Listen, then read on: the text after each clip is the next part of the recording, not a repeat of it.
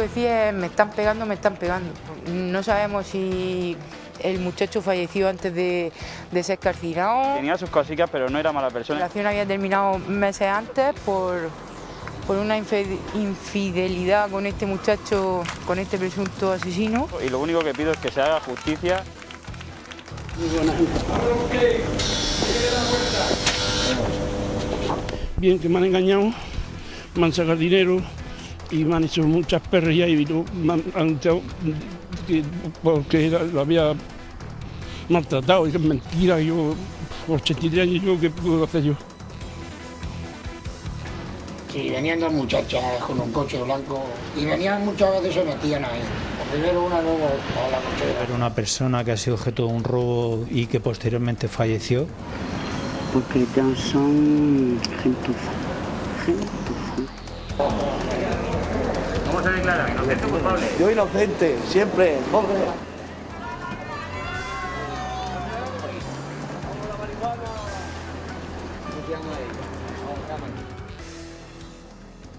Buenas noches, hemos vuelto.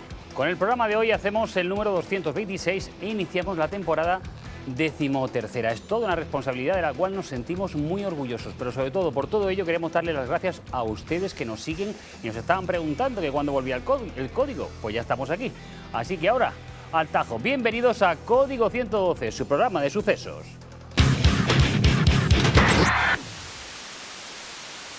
Muchos y muy variados han sido los incendios ocurridos en la región las últimas semanas, algunos con personas fallecidas. Ocurrió este que ven el pasado domingo 5 de septiembre. El incendio consumió una casa en la Albatalía, en Murcia, donde vivía la víctima, que resultó en un principio gravemente herida con quemaduras. Mientras llegaban los bomberos, los vecinos se metieron a rescatarla, pero no pudieron sacarla. La mujer fallecería a las pocas horas por las quemaduras. Tenía 61 años.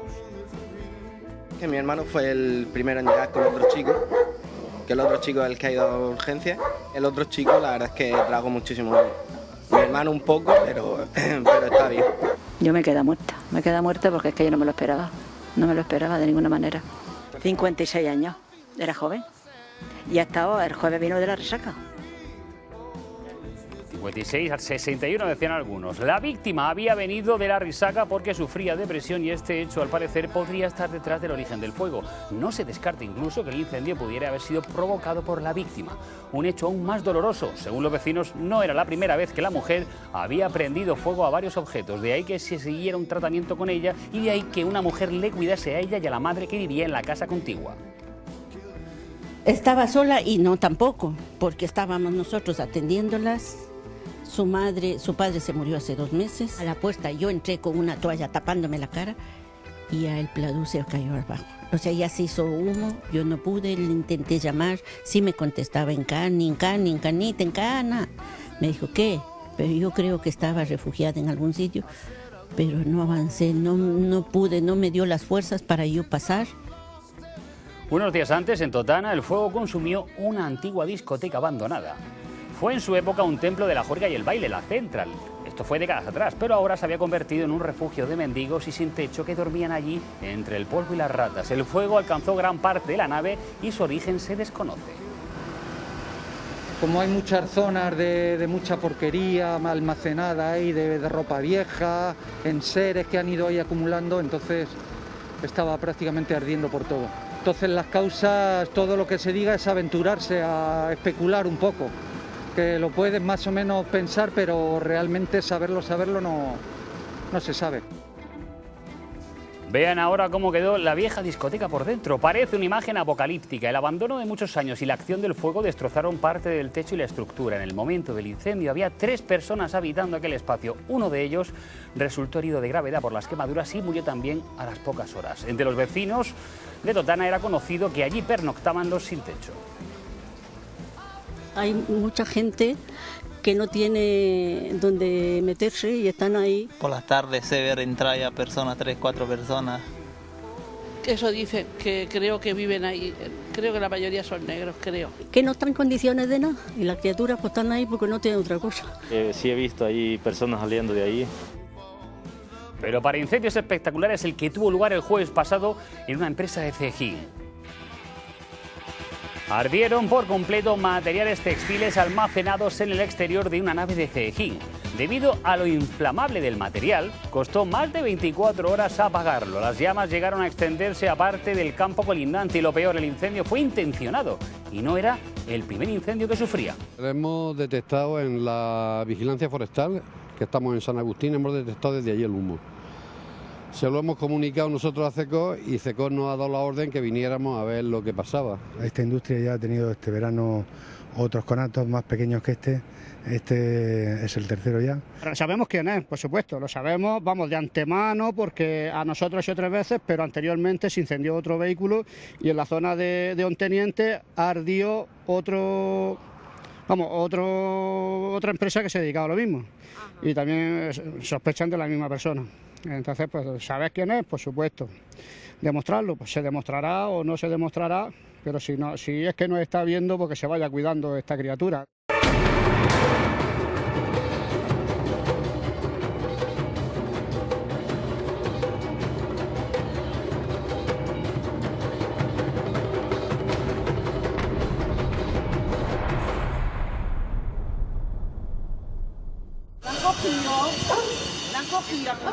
Ahí está muerto, ha caído muerto. Pero igual. A ver si ahora me dicen a mí algo. No quedó muerto, pero así de destrozado quedó el coche al cual un hombre, a su propio coche, se puso a darle puñetazos y patadas. Ha ocurrido en la urbanización de Castellitos, en Cartagena. El individuo llegó hasta esa zona buscando a su mujer para llevarse el coche. Como no pudo llevárselo, sufrió un ataque de ira. Comenzó a pegar golpes, puñetazos y cabezazos a su propio vehículo. Varios policías acudieron a las llamadas de los vecinos. El tipo de origen magrebí intentó huir, pero se desplomó porque se estaba desangrando. Tuvo que venir una ambulancia.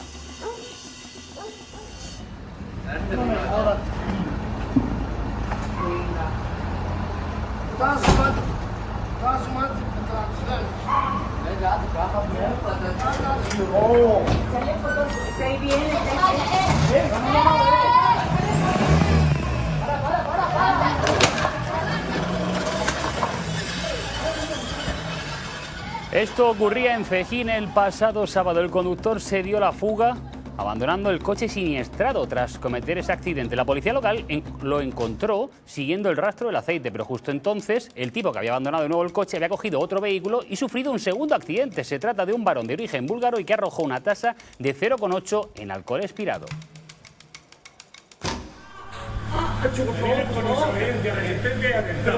Me estáis haciendo daño, tío. Que me estáis haciendo daño, hermano. ¿Lo voy a dar, no? ¿Qué te he hecho? ¿Qué te he hecho? Que venga.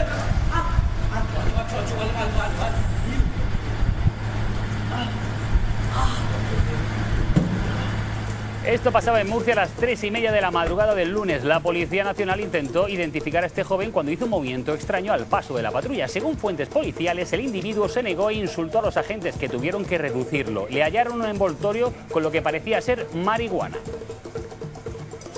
Y también la actividad ha vuelto con fuerza a la agenda judicial.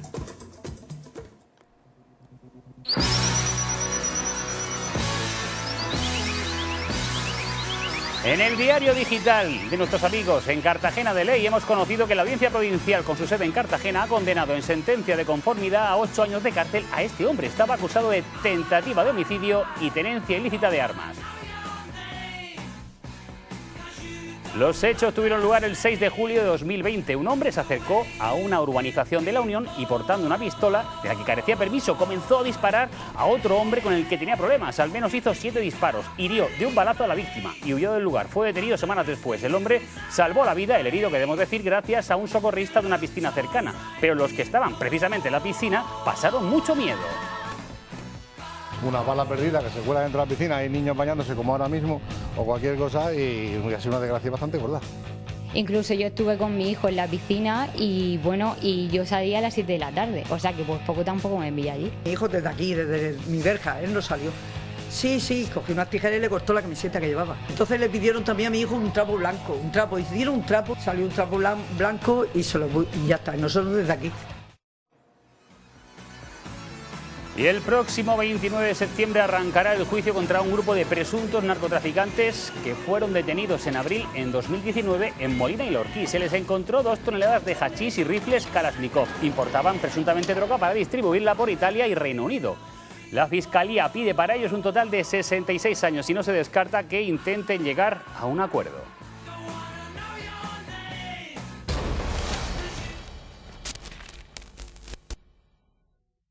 Lo único que puedo decir es que yo no he hecho ningún atraco, que me dedico a trabajar, que llevo 11 meses en la cárcel hasta el día 4. Es lo único que puedo decir. Eso es lo único que puedo decir. Son las palabras de José Antonio, un vecino de Abarán detenido por la Policía Nacional como el autor, presuntamente, de 4 atracos a bancos. Los atracos tuvieron lugar entre 2019 y 2020 en Murcia y Albacete. En junio de 2020 fue arrestado en su casa. Estas imágenes pertenecen a uno de los juicios por uno de esos atracos de los cuales era acusado. Recordamos su caso porque hay importantes novedades. Ha sido condenado en 3 de los 4 casos, pero ahora la Audiencia Provincial de Murcia lo ha absuelto de una de esas condenas. Antes de explicarlo, lo recordamos mejor. Fue detenido este señor en junio de 2020. El objetivo era un hombre de unos 50 años de edad. Presuntamente habría robado, como decíamos, 4 entidades bancarias en 2019 y 2020. Fue detenido, como decimos, en junio del año pasado. En su casa se halló este arsenal. Seguimos recordando algunos datos. No aparecieron los 160.000 euros que le presuponían de botín, sino más bien unos pocos miles de billetes y en billetes de 50, en una cartera que hallaron los agentes, unos 6.000 euros. En concreto, la Policía Nacional encontró 2 armas cortas, una de ellas real y otra simulada, así como 11 escopetas. Fue acusado, como decimos, de 4 delitos de robo con violencia e intimidación y otro de tenencia ilícita de armas, al menos en un principio por las pistolas. Y esta es la secuencia de los robos y de las cuantías. A la izquierda de sus imágenes tienen las fechas. Los 2 primeros robos fueron en 2019, Ellín y Yegla. Los últimos 2 en el mes de marzo en 2020. Uno antes del estado de alarma por la pandemia y el último ya en pleno confinamiento. También es digno recordar que tras una de esas condenas, su abogado, Manuel Martínez, vino aquí a Código 112 a intentar explicar por qué su cliente había sido condenado si decía que era inocente. Esto fue lo que nos dijo. El fallo es muy sencillo, que se equivocó la persona que tienes enfrente, su letrado. Escogí mal la estrategia y no acerté en las 2 vías que tenía. Mi cliente es absolutamente inocente y a la hora de abordar la defensa en sala tenía una vía más agresiva y otra más contemplativa. Elegí la agresiva, asumo el error, le di explicaciones a la familia y a mi patrocinado y eso reforzó más aún su confianza en mí. Bueno, ese rapto de sinceridad fue muy comentado en el mundillo jurídico, se lo digo yo, pero es que es posible que esta absolución lo sea aún más comentado. El caso del que les hablamos es este. Tuvo lugar el 12 de noviembre de 2019 en la pedanía murciana de Monteagudo. El atracador se llevó 48.800 euros. Le condenaron a José Antonio a 5 años de cárcel, pero su defensa lo recurrió. Cuando en primera instancia hay una sentencia y algunas de las partes la recurre, el caso va a la Audiencia Provincial. En esta ocasión, el encargado de resolver el recurso ha sido el magistrado don Andrés Carrillo.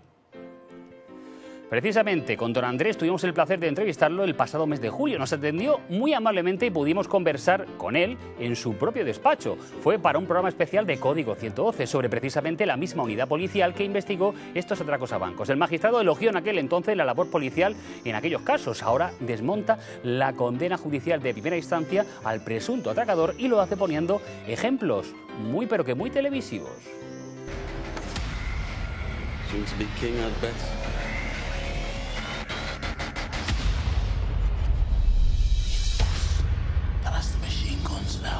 Lo hace poniendo como, por ejemplo, la afamada serie Peaky Blinders, una ficción televisiva basada en una banda criminal de los años 20 en Inglaterra y que tenían el mismo nombre. Estos gángsteres eran violentos, ambiciosos, pero vestían muy bien, tanto en la ficción como en la realidad.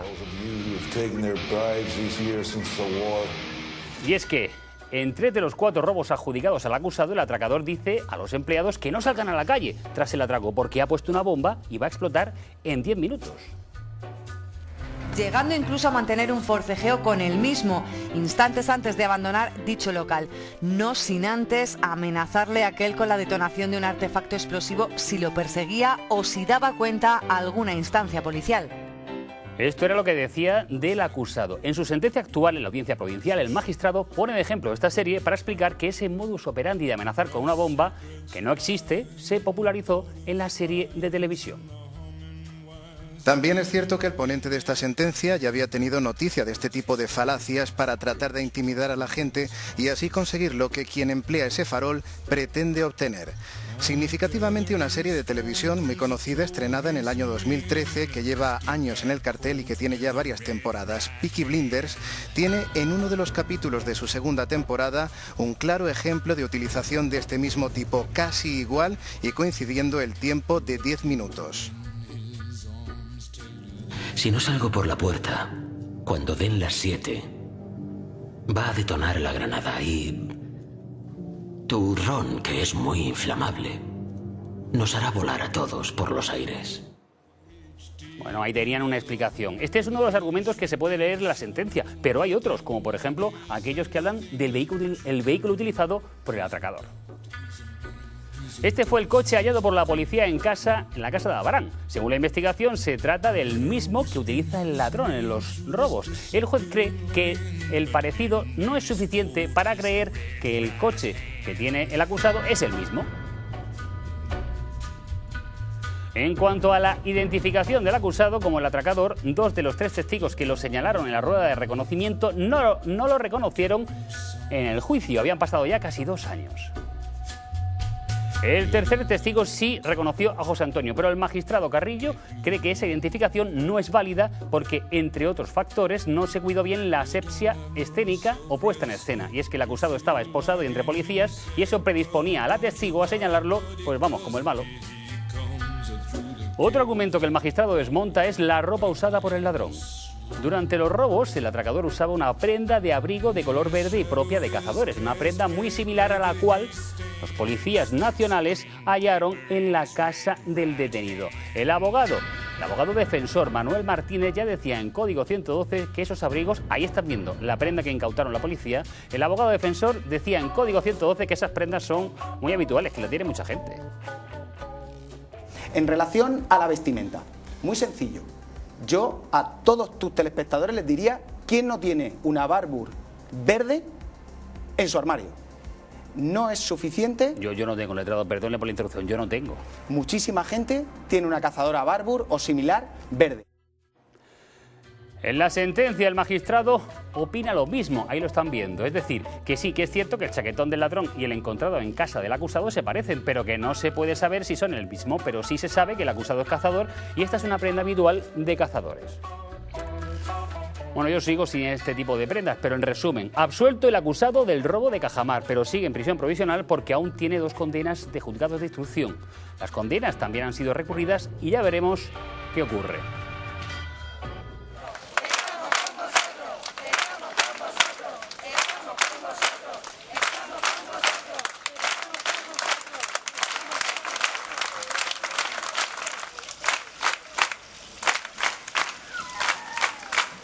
Son imágenes del domingo 5 de septiembre. Habían transcurrido 2 semanas desde la brutal muerte que sufrió Juan Manuel Rodríguez, hermano del señor que es abrazado ahí.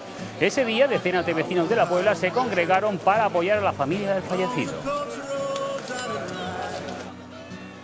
También se reunían para condenar en sí el crimen y la violencia. Lo hacían como repulsa a este tipo de hechos que no tienen género, decían los carteles, y para pedir justicia contra los presuntos autores de la muerte y posterior incendio de Juan Manuel.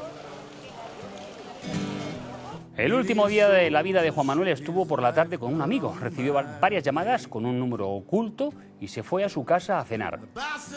La víctima tenía 34 años, era trabajadora agrícola. Su familia era natural de Granada, pero llevaba mucho tiempo viviendo en La Puebla, donde eran muy conocidos y queridos. Él estaba divorciado y tenía una hija. Quería rehacer su vida, pero no conseguía alejarse de Natalia. Nos referimos a esta joven de 18 años. Es vecina de Pozo Estrecho. Había sido pareja del fallecido, pero le había sido infiel, según dicen, con otro chico. No tenía trabajo y vivía de ocupa, según dicen los vecinos. Ella fue quien sacó a Juan Manuel de la casa la fatídica madrugada, porque de vez en cuando lo llamaba y a escondidas lo veía. Y el otro chico es este, Agustín, de 24 años, es el otro encausado, la pareja actual de Natalia, pero que debido a la difícil relación que mantenía, tenía también una orden de alejamiento de 300 metros hacia ella por presunto acoso. Vivía en casas de los padres, de sus propios padres, y en compañía de Natalia. Pero el viernes 3 de septiembre, tras una discusión, la pareja se marchó a vivir a casa de un amigo marroquí en Los Alcázares.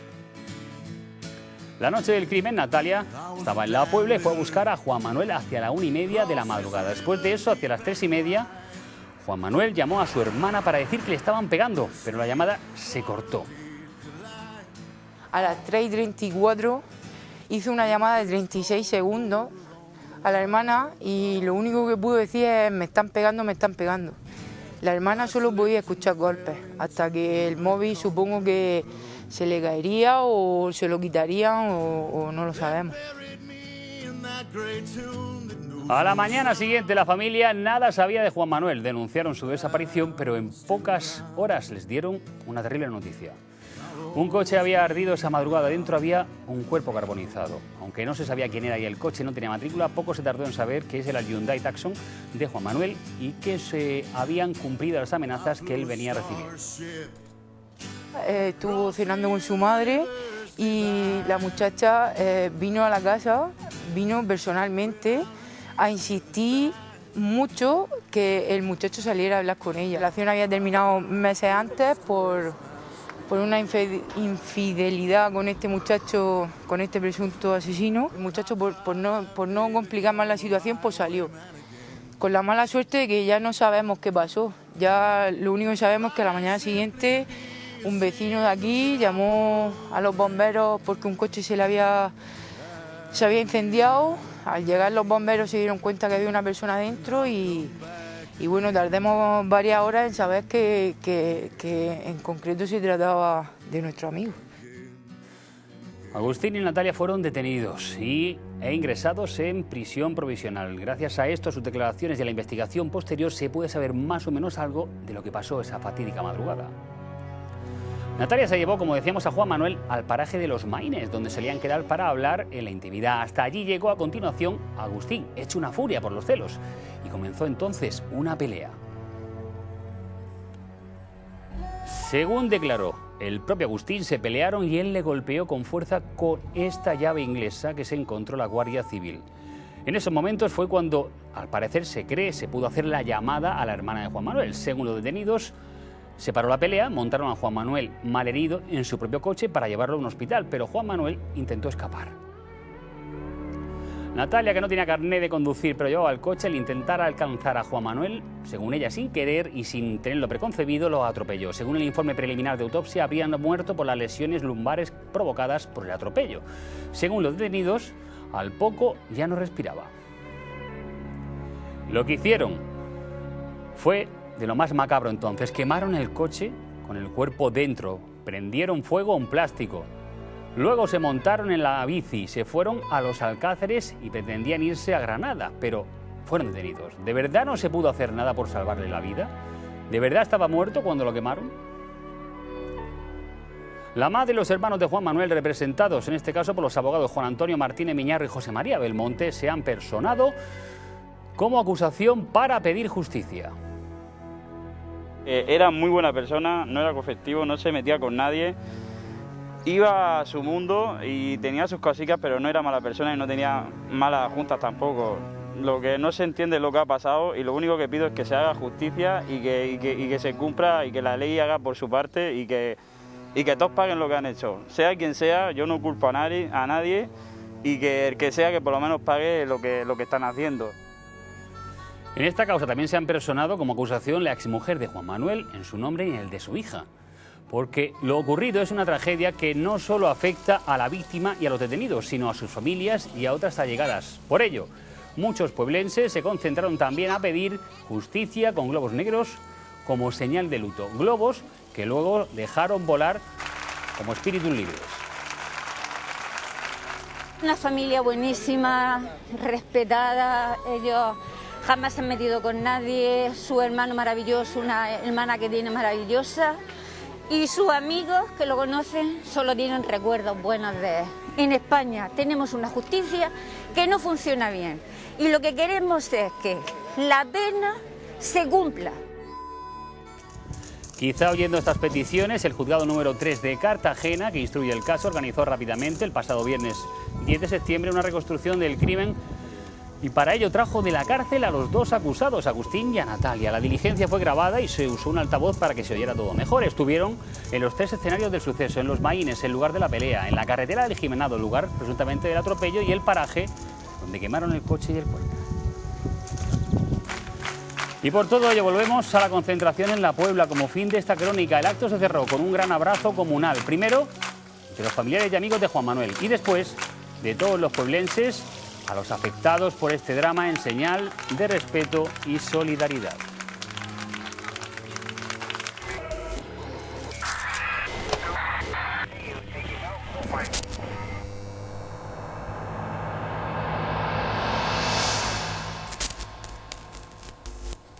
Para hablar mejor de este asunto nos acompaña en el plató de Código 112, en esta entrevista, el hermano del fallecido. Nos referimos a Adán Rodríguez. Buenas noches y muchas gracias por venir. Buenas noches, muchísimas gracias por invitarme a vuestro programa.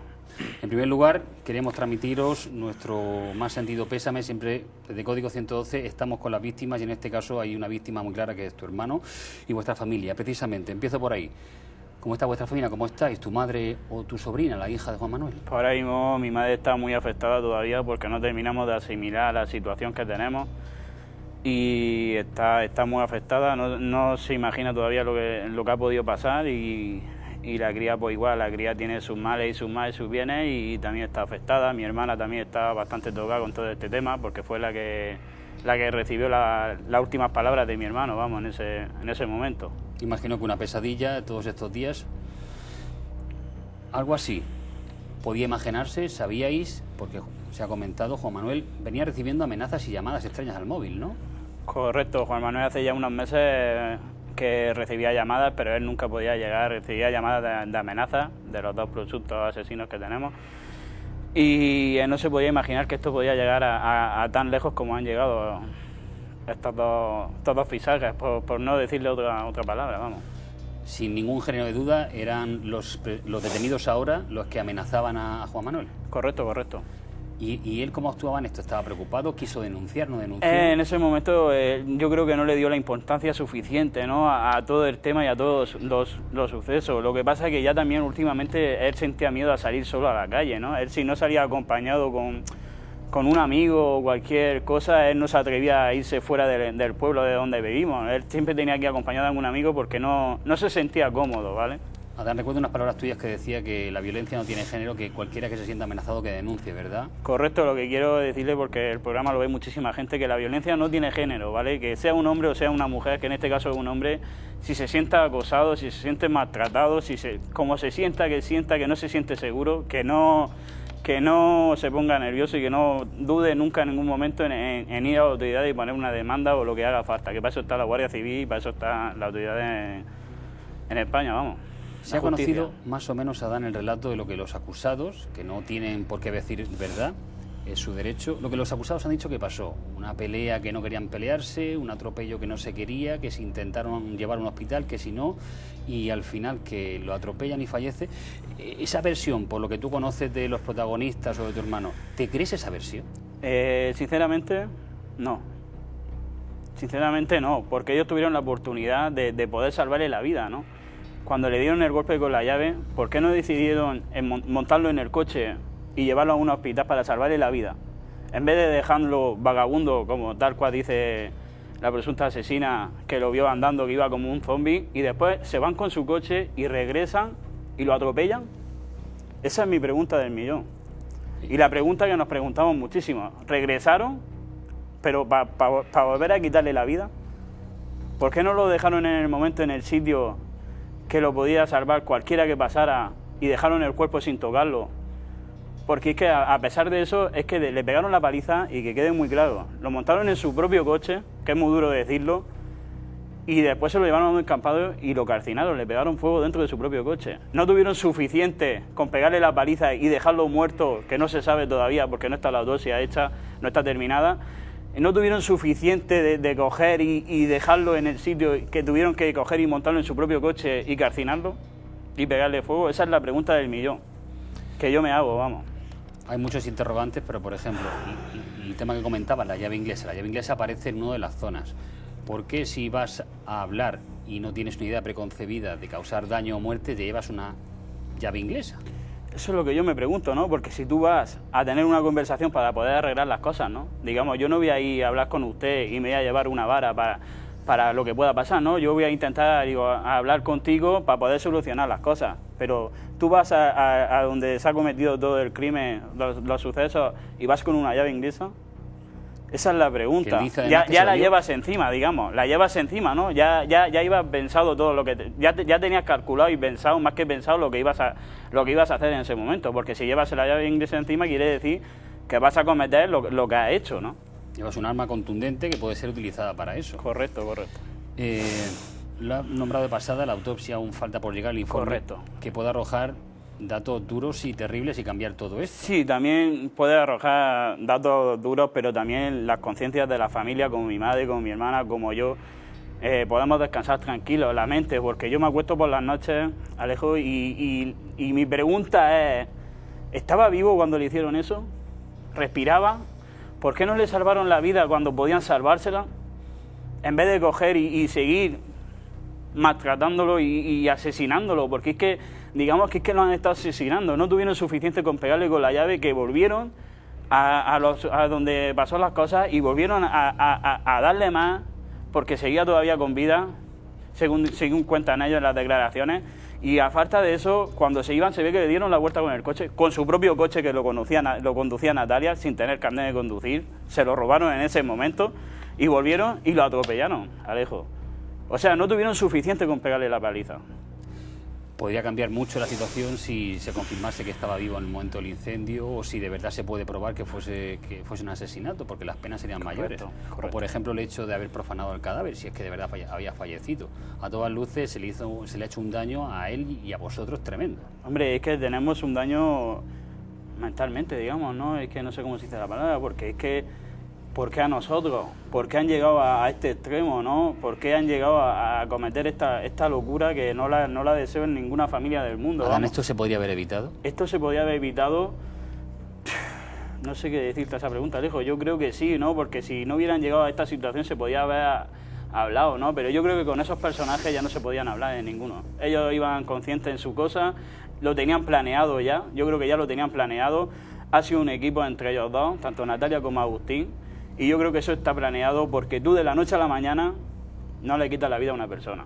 Primero tienes que pensar que una persona tiene una familia detrás, tiene una hija que se ha quedado sin padre, tanto una hija como una... Ya no somos los hermanos, sino una madre que le han quitado a su hijo también. Una madre no está preparada para enterrar a su hijo. Una madre está preparada para que su hijo la entierre a ella, pero no una madre para preparar, porque mi madre ya... Hace años sufrimos la muerte de mi padre también, y mi madre esto lo que le ha venido muy grande otra vez. Esto le ha venido muy grande. Y ella está muy afectada psicológicamente y físicamente. Vamos concluyendo, Adán. ¿Qué esperáis de este proceso, de esta investigación? ¿Qué pase con los acusados? Pues esperemos que se haga justicia, que paguen por lo que ha hecho y, si puede ser, que no salgan de donde están.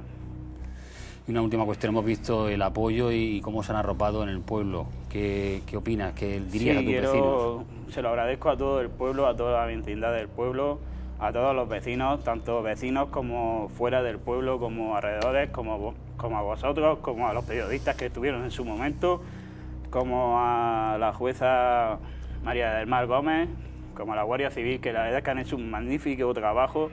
Han ido todo lo rápido que ha podido con lo que dejaron de mi hermano del cuerpo, porque lo dejaron, como usted sabrá, lo dejaron destrozado vivo. Y la verdad es que se lo agradezco a todos de todo corazón y se lo agradezco a todo el mundo. Pues Adán Rodríguez, muchísimas gracias por estar aquí. Es un honor conocerte con esta entereza en estos momentos tan difíciles. Y mandamos un abrazo a todo el equipo de Código 112, hacia usted y a su familia. Muchísimas gracias. Muchísimas gracias a vosotros. Gracias.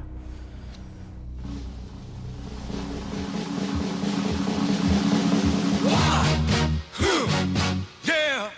What is it good for? Absolutely nothing. Yeah. What is it good for? Absolutely nothing. attention, y'all. Look out. What is it good for? Absolutely. Now listen to me. Oh, I despise. 'Cause it means destruction of innocent lives. War means tears to thousands of mothers die when their sons go off to fight and lose their lives. I said war. Good God, y'all. What is it good for? Absolutely. ¿Cómo se declara? ¿Inocente o culpable? Yo inocente, siempre, hombre. Inocente siempre, decía uno de los 8 detenidos en Alcantarilla la semana pasada. Es una de las últimas intervenciones antidroga que hemos conocido este verano. El operativo trataba de desmantelar varios cultivos de marihuana. Se hicieron 4 registros simultáneos. Algunos de los arrestados no dudaron en señalar que estaban molestos con el operativo que estaba teniendo lugar. Y la policía había detectado allí que se había puesto algunos puntos de producción y venta quizá de marihuana y parece que no fallaron. Hallaron 318 plantas en distintas fases de producción. Algunas estaban así de hermosas y altas. Estas son imágenes facilitadas por la propia policía. En ellas se puede dar cuenta también de la importante instalación eléctrica y de agua para su riego e iluminación. En otros pisos, hallaron cogollos ya secos, estos que ven, opuestos a secar, básculas para pesar la droga y las ramas ya peladas de los cogollos y hasta una estancia con esquejes, fruto de que habían puesto una nueva plantación porque pueden sacar varias cosechas al año. También encontraron un arma, una pistola. Tiene toda la pinta, la están viendo, de ser una pistola real, pero en verdad es una pistola de balines de aire comprimido, pero igualmente prohibida si no tiene permiso, y fue incautada por los agentes. Ahí vemos cómo se la llevan. También entre el material encontrado está esta libreta, una libreta que podía llevar los plazos de riego y abono o la contabilidad del negocio. Además hay un bate de béisbol, lo están viendo por si a alguno no le salen las cuentas. A continuación, desmantelaron la infraestructura de las 4 plantaciones, que podría alcanzar un valor de unos 6.000 euros como mínimo. Estuvieron hasta primeras horas de la tarde recogiendo.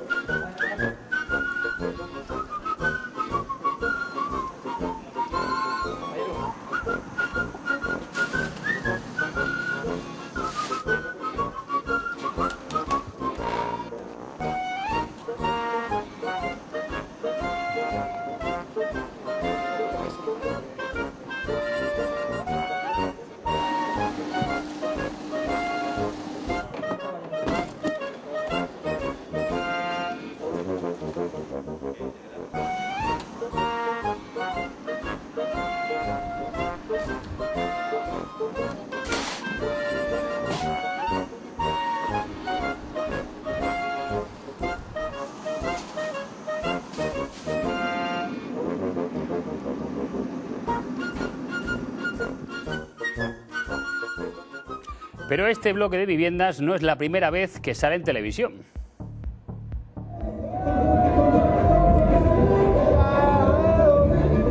A finales de marzo de 2020, en pleno confinamiento duro, este vídeo se hizo famoso porque hicieron una fiesta sin medidas anti-COVID y tuvo que llegar la policía. Así lo contamos entonces.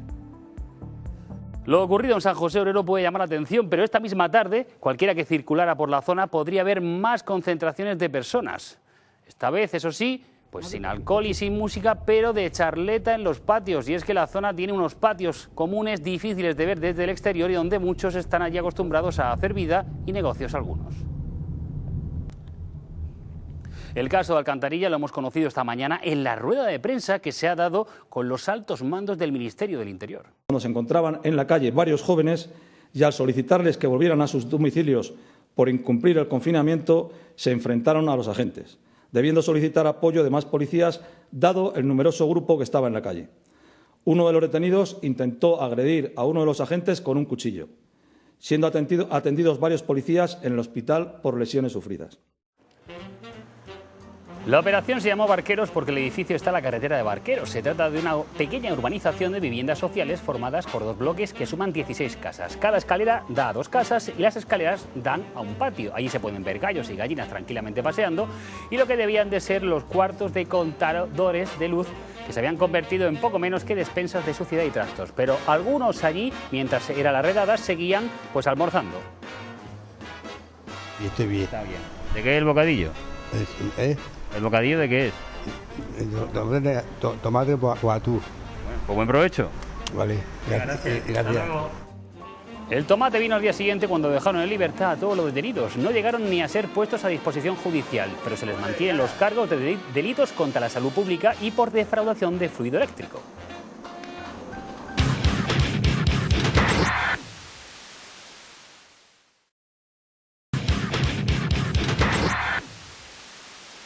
Hemos detenido a 2 personas, a 2 mujeres, como autoras de los delitos de robo con violencia y un homicidio doloso.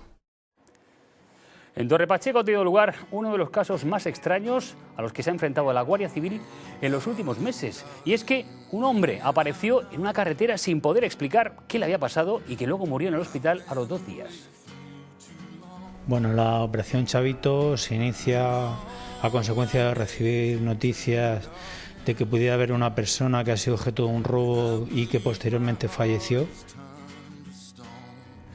Ocurrió en las cercanías del cementerio de la pedanía de El Mirador, en San Javier, y fue a mediados de febrero. El hombre, de 83 años, apareció desorientado en una carretera. Un conductor llamó al 112, se lo llevaron al hospital Los Arcos y murió 2 días después. Pero nadie denunció nada. Fue después la Guardia Civil cuando comenzó a investigar. Es decir, encontrar a una persona que responda a esas características, que haya fallecido en las fechas en las que nos dicen. Y bueno, una vez encontrada, procede a la exhumación del cadáver, se obtienen más datos. La exhumación, digamos que también es para obtener pruebas, pero otro de los objetivos es la comprobación de los hechos. Pronto se le puso nombre a esta historia, a este señor fallecido. Se llamaba Ramón Conesa, pero le decían el Chavita, de ahí que esta operación se llame Chavito. Ramón vivía solo en este bajo de Balsicas, era, según sus vecinos, un hombre un poco descuidado en ciertos aspectos, pero no era mala persona. Como tenía su pensión, era independiente de sus familiares.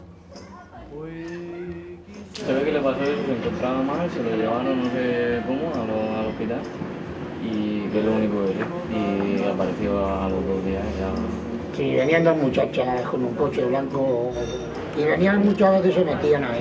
Primero una, luego a la cochera. O sea, que no era la primera vez que se veían. Las muchachas yo creo que eran las mismas, yo creo que no, que ya lo habían hecho una vez. Viven al lado sus 2 tíos y todo eso, pero él tenía su paga, tenía eso. Él tenía dinero ahí, supuestamente, pero no sé. ¿Y por qué vivía en el bajo ese? Pero no tenía otra cosa para donde vivir. Abría la cartera, como yo, a billetes de 50 más.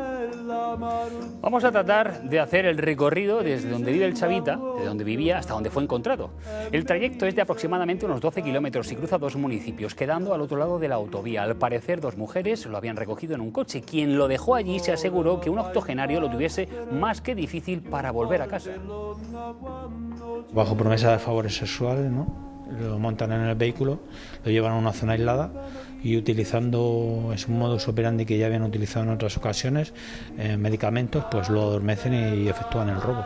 Esta persona va andando, va en malas condiciones y un usuario de la vía lo detecta y efectúa una llamada al 112, se persona una ambulancia y es derivado al hospital de Los Arcos. A partir de ahí, bueno, pues es tratado como un paciente normal, pero claro, es que en realidad nadie sabe lo que ha pasado. Esta persona no se puede, básicamente no puede contar nada de lo que le ha sucedido. Bueno, pues los testimonios recabados por este teniente y su equipo de policía judicial apuntaban a que 2 mujeres con frecuencia buscaban a Ramón. Una es una española de 26 años y la otra una marroquí de 22. Al parecer son las que ofrecían sexo por dinero a este hombre, es decir, algunos tocamientos a cambio de algo. Algunas vecinas de las detenidas pues no tienen una buena imagen de ellas. Porque no nos extraña nada de ellas, porque son gentuza, no se les puede decir la cosa.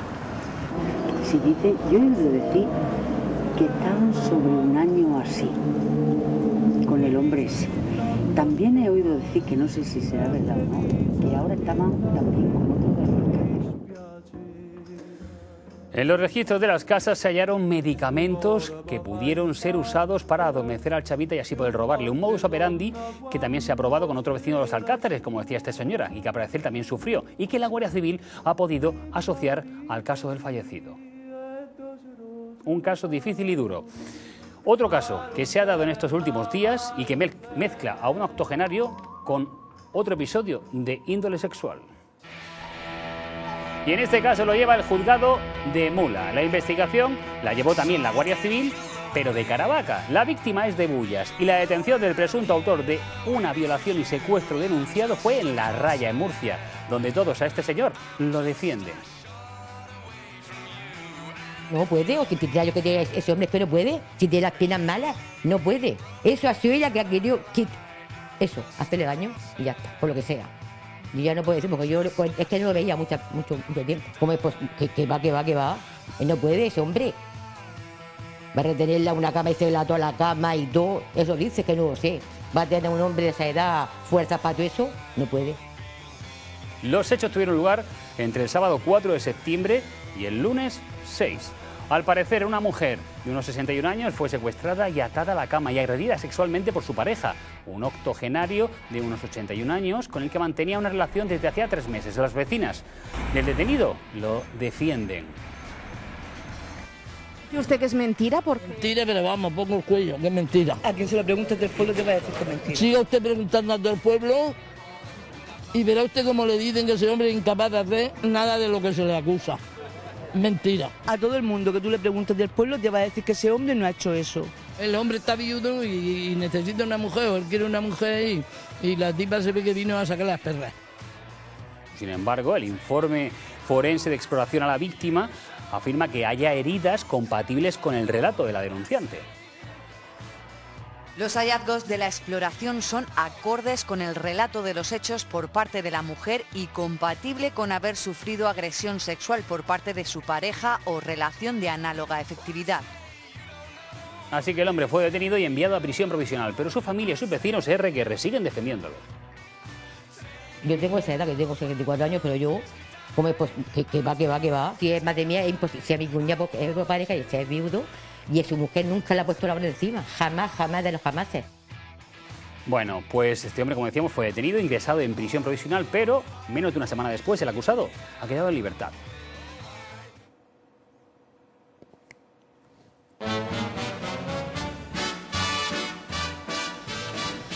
Este es el momento en el que salía de la cárcel de Sangonera Pepe Gracia, alias El Melón. Siempre mantuvo su inocencia. Es muy conocido en La Raya porque fue panadero durante muchos años. Por eso tenía unos ahorros de los que vivía. Él niega los cargos y mantiene su inocencia. Bien, que me han engañado, me han sacado dinero y me han hecho muchas perrillas y me han maltratado. Es mentira, yo, 83 años, ¿qué puedo hacer yo? Según la denuncia, esta mujer tenía en la mano una herida, ¿no? Mentira, todo eso es mentira, porque fueron los de la policía, fueron a mi casa, decían, la había amarrado, estuvieron registrándolo todo, mentira, todo eso es mentira. A las 7 menos cuarto recogerla, sábado, y la llevé el lunes, pero estuvimos saliendo, porque le gustaba, dice ella, que está en el carnet de conducir, le gustaba mucho tal, la llevé para arriba, para abajo. Bueno, pero vamos a ver, también hay cosas que hay que matizar. Había unas heridas. ¿Cómo se pueden explicar esas heridas? ¿Cómo explica la defensa de Pepe que la mujer presentase heridas compatibles con el relato de la denuncia? Una persona que quiere denunciar con un móvil espurio o crematístico al objeto de ganar dinero, pues obviamente algo tiene que aportar de cara a que sea creída su versión. Pues bueno, se la ha podido hacer ella o no, tampoco soy quien para decirlo. Bueno, Raúl Pardo Geijo Ruiz afirma que va a intentar desmontar esta denuncia. El letrado tuvo la amabilidad de acercarse a la cárcel de Sangonera para recoger a Pepe, acompañarlo y asesorarlo de camino a casa. Cree que en esta historia hay algo más que todavía no se conoce. Ahora es cuando comienza el trabajo. Lo importante era que saliese en libertad lo antes posible, que ya ha sido, y a partir de ahora a trabajar y a desmontar la versión de la parte contraria. Y si todo va bien, pues ya veremos lo que hacemos después, tanto con las sustracciones de dinero que a priori parece ser que han surgido.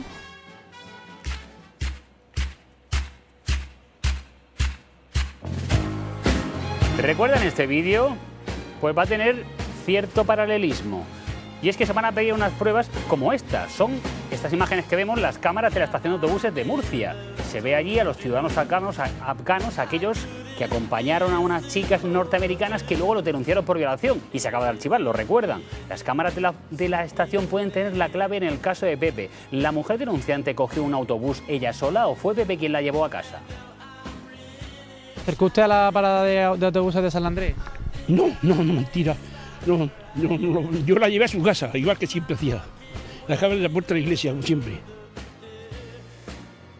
Bueno, pues justo antes de ser detenido, Pepe recibió una llamada del banco.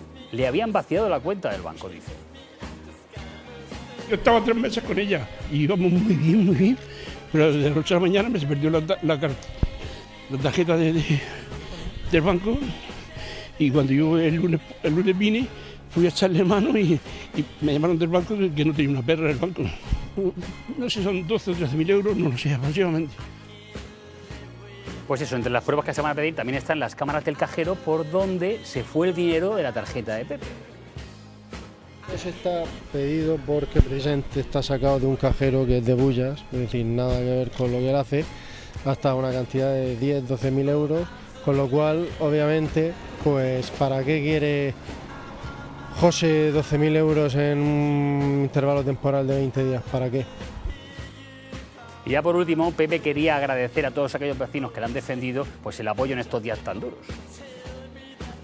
Muchísimas gracias a todos, porque todos sé que me quieren muchísimo y yo a ellos también.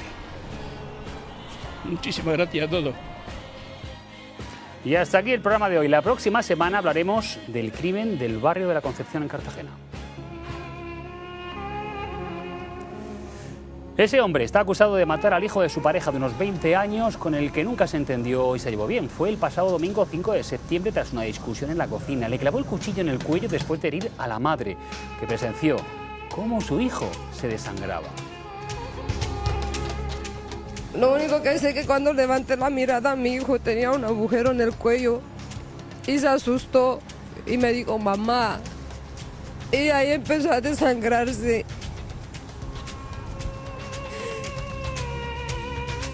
También sabemos que se ha abierto un proceso de violencia de género contra este hombre. Esto y mucho más la próxima semana. Hasta entonces, para cualquier suceso, código 112.